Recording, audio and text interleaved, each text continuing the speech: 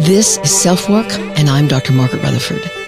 At SelfWork, we discuss psychological and emotional issues and what you can do about them, whether that's learning self-acceptance, taking action, or seeking therapy or treatment.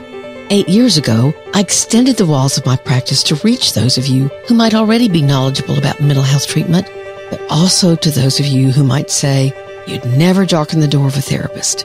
And yet, you are here. I'll answer your questions while I invite you to take a few minutes for your own self-work.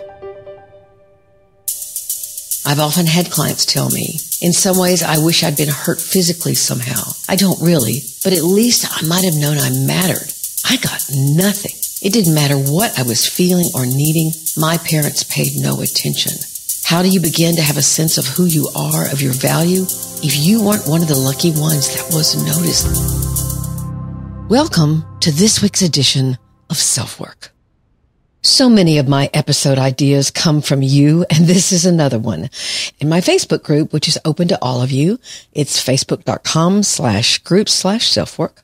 Someone asked the question, do you ever wish you were more important to someone than you are? Like, I know I'm important to some people, but there are others where I feel like they are more important to me than the other way around, and I feel bad about it. That's so stupid, right? The main answer was, no, that's not stupid. But for me, it brought up the whole topic of mattering, and that's what we're going to talk about on SelfWork today. Mattering. How you may have learned you mattered or didn't matter. How is mattering different from self-esteem, or is it? And as always, what can you do about it? Meaning, what can you do about it if you feel you don't matter? Our Speakpipe message this week is from a mom who's very worried about her son's drinking and alleged abuse of his wife. There's a grandchild involved as well. I'll have a couple of ideas for her and for you if you're in this situation at all. It's a really, really tough one. No matter what your situation or challenge, BetterHelp may be just the right space for you. It's an online therapy, and here's their offer for SelfWork listeners. BetterHelp has long been a sponsor of SelfWork, and a great one. And of the several online therapies out there, they by far have the most highly rated. In fact, I looked it up to make sure, and Forbes has BetterHelp rated more highly over both Talkspace and online therapy, the other major online providers. Now, you might be asking yourself, so why would any good clinician want to work for an online service? Let me tell you. Those clinicians don't have to take care of all the business details, the paperwork, the insurance filing, the scheduling service. None of it. I myself have been approached by BetterHelp several times to join their network. And when I saw the benefits, frankly, if I hadn't already had too much on my plate, I would have joined. You can communicate through text, chat, video, or phone, whatever is most convenient and works for you. And the number one problem that so many people face when considering therapy, that problem is taken care of for you. What is it? How do I find someone? The BetterHelp website asks you questions, you answer them, and then they find a therapist that fits best for you in your area. If you have one session and don't get much out of it, all you have to do is let them know and the process starts over again. It's private, professional, convenient, and affordable. These are licensed professionals, someone who's put years into their training so that they can best help you. And so much of the hassle is taken care of for you. They now have 35,000 clinicians in their network, up from 25,000. So now is your time to choose BetterHelp. And if you use this link, BetterHelp.com/selfwork, you'll get 10% off your first month of sessions. It's BetterHelp.com/selfwork. I promise you, good therapy helps. I know. I've been there. It helped me, and it can help you.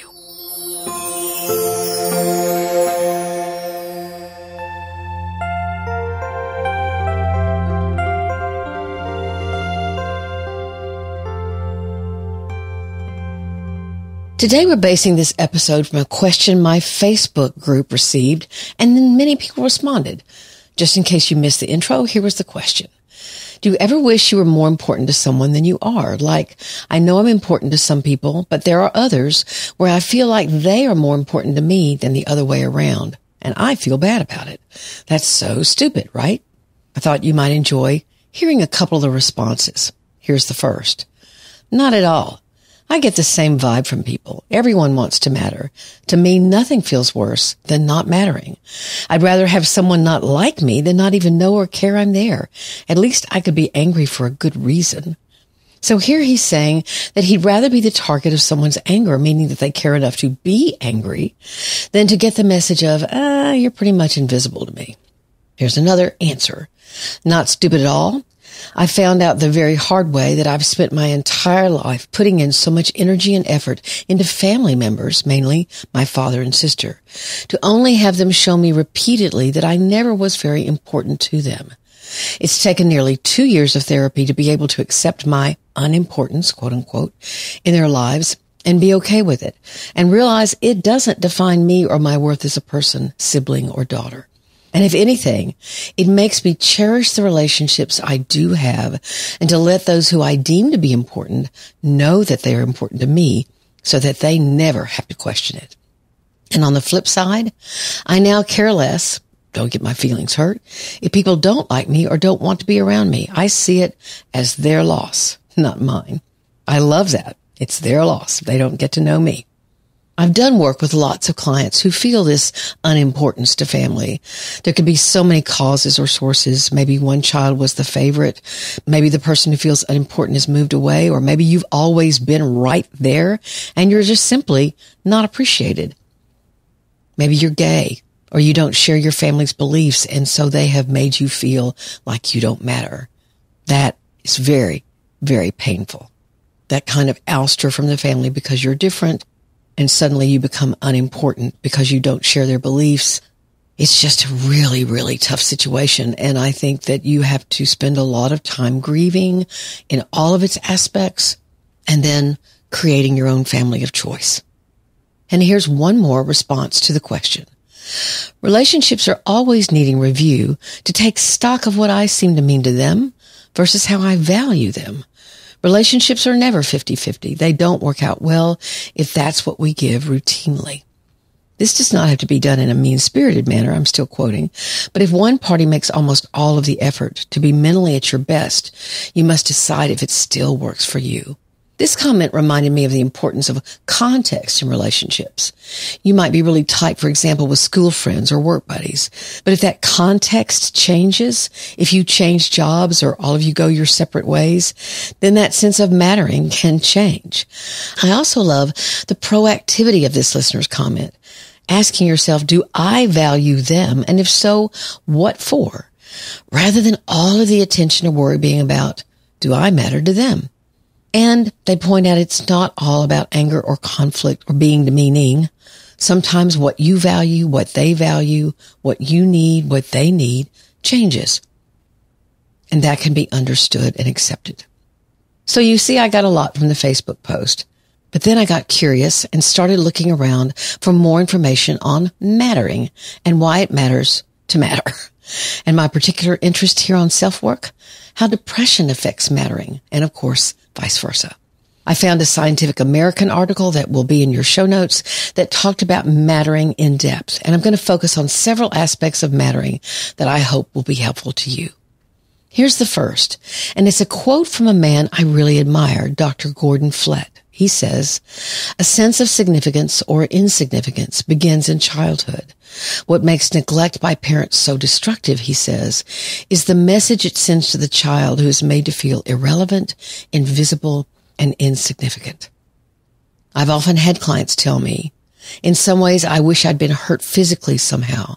I don't really, but at least I might have known I mattered. I got nothing. It didn't matter what I was feeling or needing. My parents paid no attention. That's the conundrum of neglect. How do you begin to have a sense of who you are, of your value and your safety if you weren't one of the lucky ones that was noticed, that was attuned to? If you were neglected, you have to learn to create that sense of importance, of mattering for yourself, but it's not easy. And experiencing neglect can, of course, create a sense of longing and emptiness that are a huge part of depression.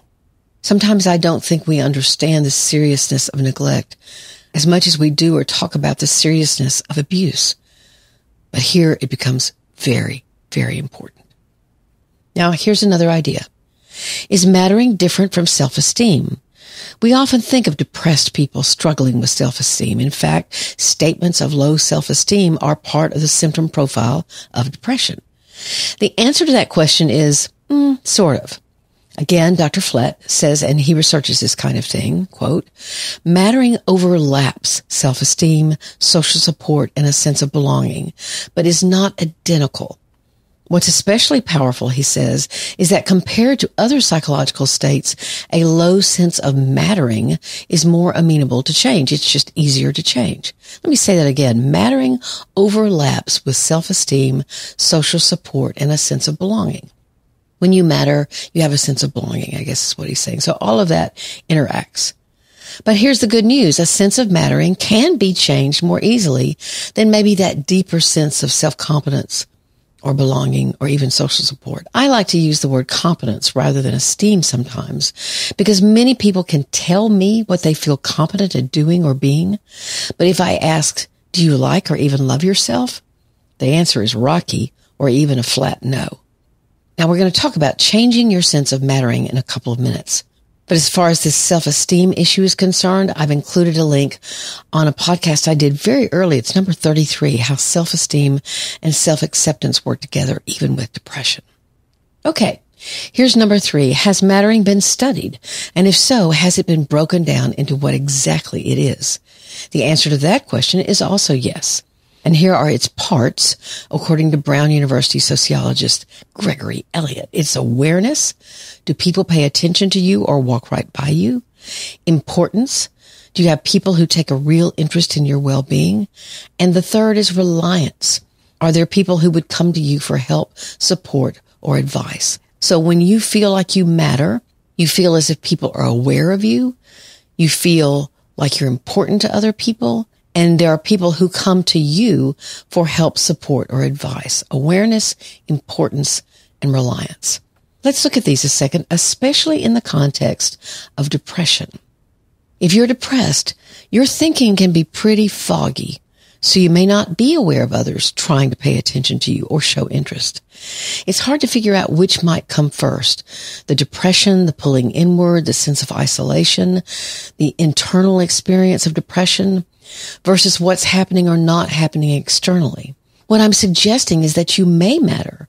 People may be showing you that you do, but your depression, the voice of your depression, is telling you that you don't. Now, of course, sadly, maybe you don't have people in your life that let you know you matter. That could be accurate, and of course, that can be very lonely and part of depression. This is kind of hard because it's so chicken and egg. Do I feel like I don't matter to others because I'm depressed? Again, one of the voices of depression that may be lying to you. Or am I depressed because I feel as if I don't matter? During my first divorce, for example, most of my ex's friends blamed me. I was actually living in his world much more than he was living in mine. And I understood that in many ways. I was the one that left. I was the one seeking the divorce. And pretty much I was dropped like a hot potato. I didn't matter to them anymore. So I had to start over. My mattering to them, as we had talked before in this episode, had been very dependent on the context of me being my first husband's wife. He was a professor, and a lot of those people were teachers or faculty or that kind of thing. So when my marriage ended, that relationship ended. Maybe that example helps a bit to help you understand when sometimes things end because of the context ending. That I did matter to them, but I didn't anymore when they had to sort of take sides in the divorce. They decided that I wasn't going to matter, which, again, might have been hard, but I did understand it to a great extent. The fourth interaction between depression and mattering that I wanted to bring up was this. If you're in a manipulative or narcissistic relationship, the narcissist or manipulator will definitely want or need you to feel that you matter when they want you to feel that way. But then they take it away, and others matter more than you. So that sense of mattering is something they manipulate. They can either pour it on, what's often called love bombing, and they can do that either at the beginning of the relationship or when they sense you're beginning to pull away. All of a sudden, they've come roaring back with messages of how much you matter, how important you are to them. But then, once again, they turn away from you The messages stop or greatly decrease. They need to get their emotional needs met elsewhere with a new source, and you're just supposed to wait. Basically, you may need to leave or figure out how to leave this kind of relationship because it's not likely that you'll ever find a way to consistently matter to someone with these kinds of tendencies. It's called a trauma bond. And again, I'm giving you a lot of links today, but I do have an episode on trauma bonding that you can listen to if you want to. So please realize in this instance, however, that you do matter, but you're being told that sometimes you do and sometimes you don't. And that's how someone with narcissistic tendencies will manipulate you. Another point that's close to this one is when you get the message that you matter to someone because of what you do for them, what you provide, then that can obviously lead to problems. We can, as individuals, struggle with that our worth is what we do, but it can also be a huge part of a relationship. So you can greatly fear losing that. And then maybe you wouldn't matter. Probably the most common example of this is the discarded older spouse for a newer, younger version. And those feelings of being replaceable are quite tough to grieve. You mattered, and then you didn't.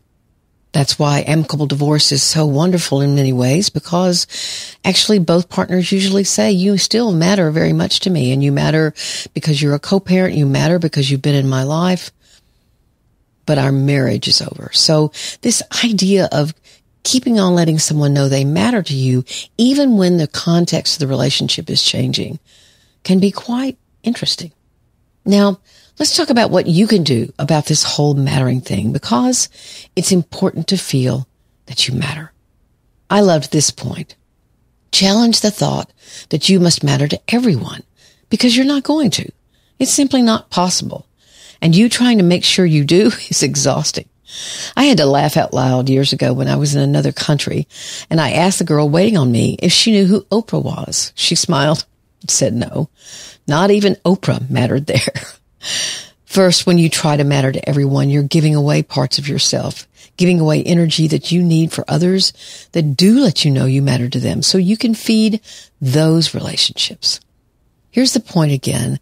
Don't try to matter to everyone. Second, look for small moments, not big ones, where you can experience mattering. Small moments that either let someone else know they matter. For example, you smile at them in the grocery store. You wave when they let you pull out into their lane when you're heading to school. You acknowledge someone who's waiting in line for the same movie you're going to. You just nod your head or something. You notice. You're aware. They've got a small child with them and you smile at the child, or you're just letting people know that you notice them, that you see them, that you're aware of them. And then look for those small moments that those same matterings are being offered to you. Now, again, depression is important here. And as I said before, when you're depressed, you can certainly miss the clues that other people are trying to help you, trying to understand. And that's, as we said before, a real conundrum. Now, this is so fascinating about mattering to me. It's the gift that gives back. Think about it. When you let someone else know that they matter in a small moment, they matter. You're creating your own sense of mattering. I made a difference in that person's life today. For like 2 seconds maybe. But I made a difference in their lives. I mattered to them because I showed them that they mattered to me. I added to their life, and in so doing, my own sense of worth increased. Again, I will say, it's the gift that gives back. And you can begin to do that today. Whenever you finish listening, let someone else know they matter. And you'll sense that your own value, your own mattering grows. Look for the small moments, a smile, a glance, a gesture, helping someone out of their car, noticing when an older person is struggling, just anything about kindness, about mattering. Gosh, what would happen if we all began to try to show others that they matter, even in small ways? And what kind of gift would we be giving ourselves? Speakpipe message from drmargaretrutherford.com. Today, we have a Speakpipe message from a mom who's really struggling with her son's alcoholism. Hello, my 42-year-old son is self-sabotaging his life. It's very painful for me not to be able to do anything. I care for him as a mother does for their son, but his manipulation is wearing me down. I'm not sure how to love him, how to react to all the chaos he is creating in his short life so far. He is married with a 7-year-old daughter. I just am at a loss of how I could help. He is drinking a lot, being abusive to his wife. He accuses me of taking sides. I just want what's best for their daughter. I love them both.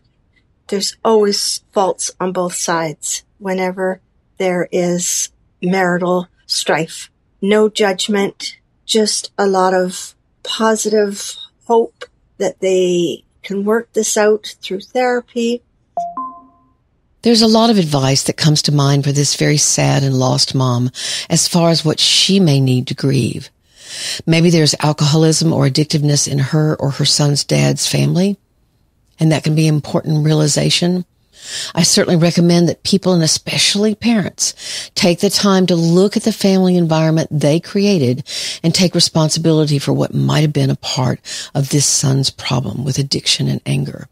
And she could actually try to talk to him about that when he's sober, to see how that conversation might reach him in some way that she's not been able to as of yet, meaning she could say, I realize that we didn't X, Y, or Z, or we did too much of X, Y, or Z, and I wonder if that's part of what's going on with you.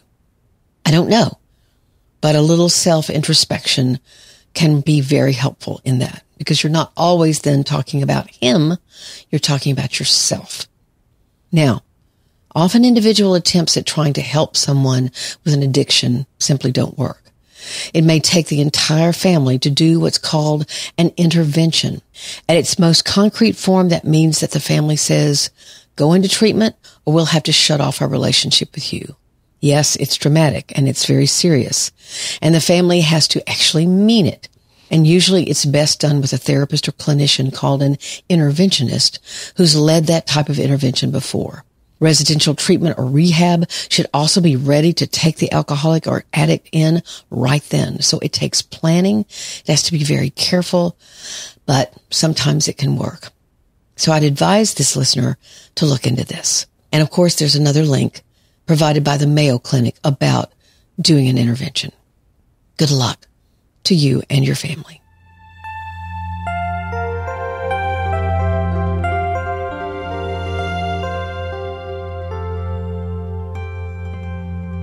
Thank you again to all for being listeners of SelfWork.